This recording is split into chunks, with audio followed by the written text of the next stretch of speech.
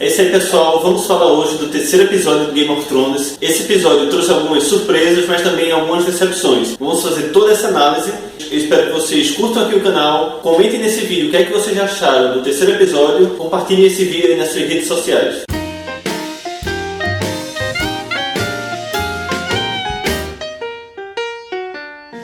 Esse episódio começou logo mostrando Jon Snow. Eu achei que talvez eles fossem enrolar um pouco isso, deixar isso mais pro final, mas eles começaram logo com a cara de Davos passado, vendo Jon Snow levantando. Achei um pouco estranha essa montagem da cena, porque a última cena do segundo episódio terminou com Davos saindo da sala. E agora começa Davos espantado e Jon Snow levantando. Mas beleza, tudo bem, vamos em frente. Jon Snow levanta e eu quero chamar a atenção para uma das melhores atuações do Kit Harington, porque ele sempre foi muito criticado por ter uma atuação meio que linear, nunca teve grandes mudanças, mas ele realmente chegou com uma atuação diferente. Ele mostrou realmente meio que um terror e uma dúvida, ele não sabia por que estava ali, ele tinha consciência de que tinha morrido e que aquele não era mais o lugar dele. Ele se mostrou muito assustado e vale salientar também que os atores que fazem Davos e Melisandre também mostraram uma cara de grande espanto. Foi muito bem feita a cena dos três, os três atores, mas principalmente chamando a atenção para o Kit Harington, que conseguiu passar todo esse peso que deve ser você voltar dos mortos. Quero chamar a atenção também para um outro ponto. É a primeira vez que Melisandre, ou que qualquer outro personagem, se refere a Jon Snow como o príncipe prometido. Faz tempo que vários canais, vários locais teorizam sobre ele ser o Azor Ahai, o príncipe prometido, que vai salvar o mundo e todas essas coisas. Mas é a primeira vez que alguém se refere a ele como o príncipe prometido, tanto nos livros como na série. Achei isso muito interessante e na hora até me deu uma alegria, assim, porque parece que realmente tudo que a gente está teorizando está levando a algum ponto. E achei outro ponto interessante também foi Davos pedir para Melisandre sair e ele servir meio que de conselheiro para Jon. Ele meio que apoiou Jon e deu algumas lições a ele de como ele deve encarar. Porque Jon Snow fala que tudo que fez foi pensando na patrulha, foi pensando no melhor, mas acabou que mataram ele no final.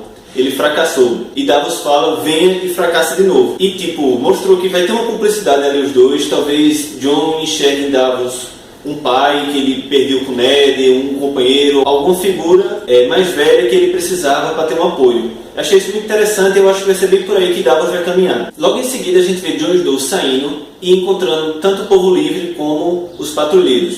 E como eu tinha falado no vídeo anterior, os selvagens de Game of Thrones, eles têm esse lado mítico muito forte. Tanto que no livro eles seguiram Mance, porque Mance tinha uma corneta de Oromundo que ia derrubar a muralha e tal.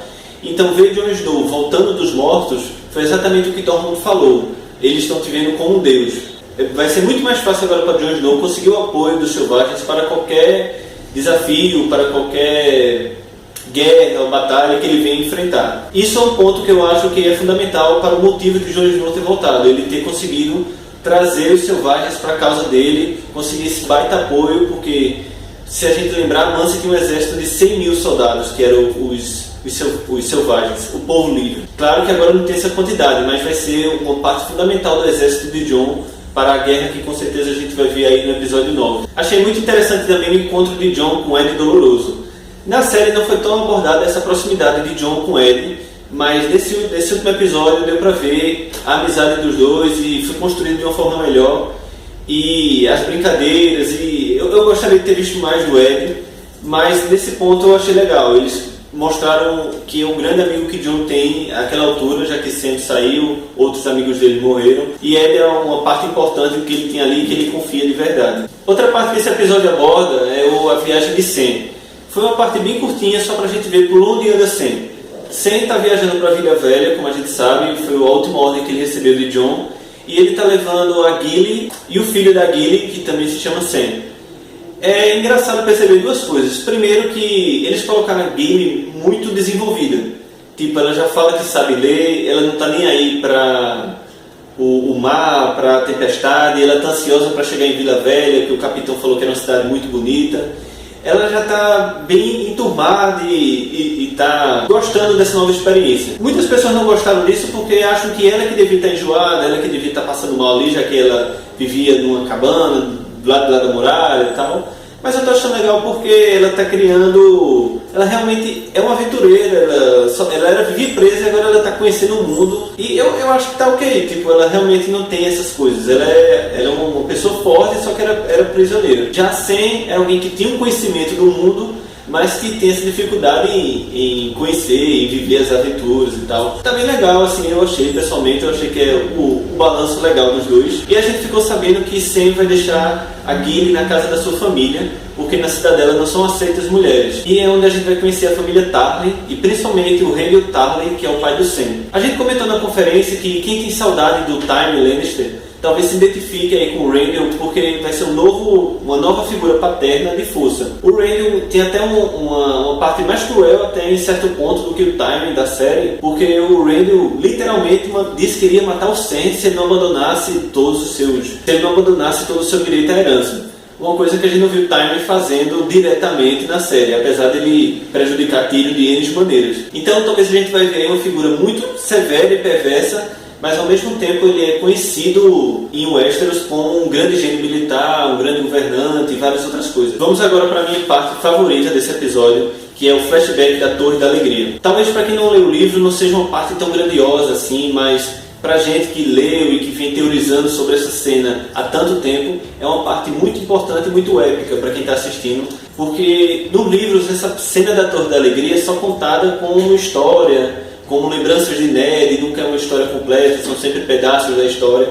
E ver essa cena do começo ao fim, e através das visões de Bran, ou seja, a visão verdadeira dos fatos, é muito épico e tira várias dúvidas que a gente tinha, e foi bem feito.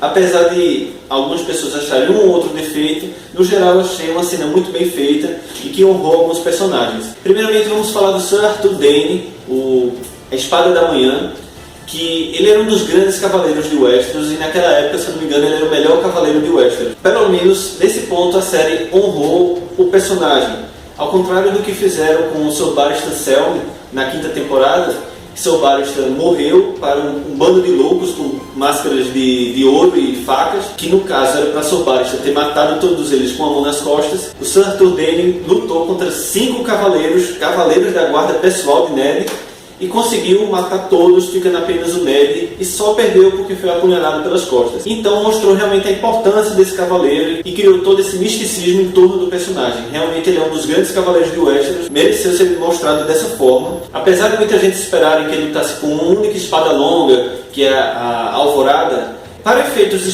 práticos era muito mais fácil ele ter 2 espadas realmente, porque ele ia enfrentar 6 inimigos.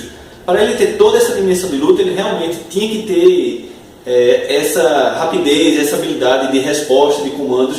Ele começa a usar uma das espadas como escudo, que é bem interessante, e foi uma luta muito bem feita, todos os movimentos. Se você assistir com calma, eu já assisti umas 4 vezes, você vê que parece até uma luta de Jet Li, tipo, todos os personagens fazem um movimento e tem uma resposta, não fica ninguém esperando, todos dão um golpe e tem um contra-golpe, um golpe e contra-golpe. Bem interessante a cena, eu gostei de verdade dessa cena. E é interessante ver como ela foi resolvida. Havia uma dúvida de como o Sir Arthur Dayne havia morrido.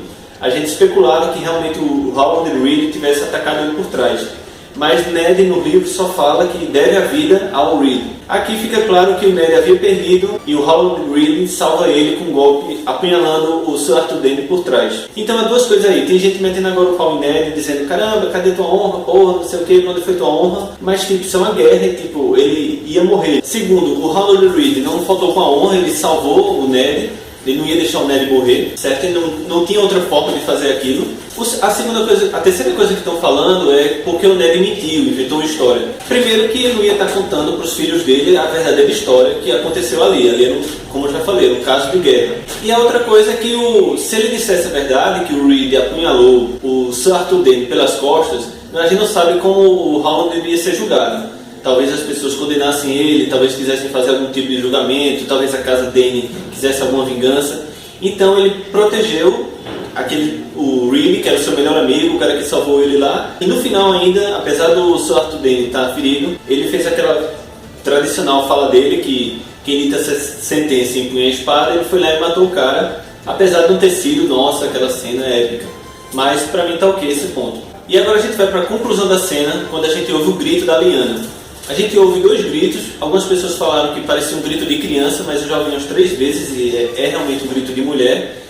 E a gente volta agora para o que é esse grito.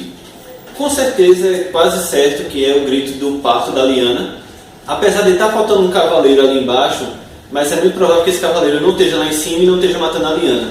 é muito certo que seja o parto dela e a gente vai ver quem é esse filho da Lyanna, ou filha, ou dos filhos, que tem todas essas teorias. Se vocês não sabem a história da Lyanna aí, eu vou deixar nos comentários um vídeo que a gente tem aqui no canal que conta toda essa história que envolve Rhaegar, Lyanna, Torre da Alegria, teoria R mais L. Então vejam aí nos comentários que vocês vão entender melhor o que é que a gente está falando aqui. Além do grito da Lyanna, um outro ponto interessante nessa cena é quando o Bran consegue se comunicar com o Ned. Ele de alguma forma consegue fazer com que o Ned lhe ouça, Ned para, olha para trás e depois continua. Tem duas coisas aí para a gente pensar. A primeira é que nos livros acontece um fato parecido, só que em outra visão do Bran. Ele também consegue fazer com que um personagem ouça a sua voz, mas o personagem também fica sem se dar conta do que está acontecendo. E nos livros, o Corvo de Três Olhos, ele parece não ter consciência de que isso é possível. Parece achar que isso é impossível que aconteça. Já na série eles mostraram como se o Corvo sabe que isso é possível, mas tem medo e quer evitar que o Bran faça isso. Então a gente pode começar a pensar que o Bran vai querer fazer isso novamente, vai querer tentar mandar uma mensagem de repente. E a pergunta é, quais as consequências do Bran tentar isso e o que é que ele pode fazer? Aí vem todas aquelas histórias de ficção científica, aí Exterminador do Futuro e todos esses filmes de ficção, que talvez ele tente mudar a linha do tempo. Eu acho que não vai ser por aí a história de Game of Thrones, mas talvez ele realmente tente e não aconteça nada, ou não mude nada, ou fique na mesma, só ele que vai saber a verdade. Então, talvez aconteça alguma coisa desse nível, mas eu acho que não vai fazer uma grande diferença na história. Mas deixem aí nos comentários o que é que vocês acham dessa nova habilidade de Bran.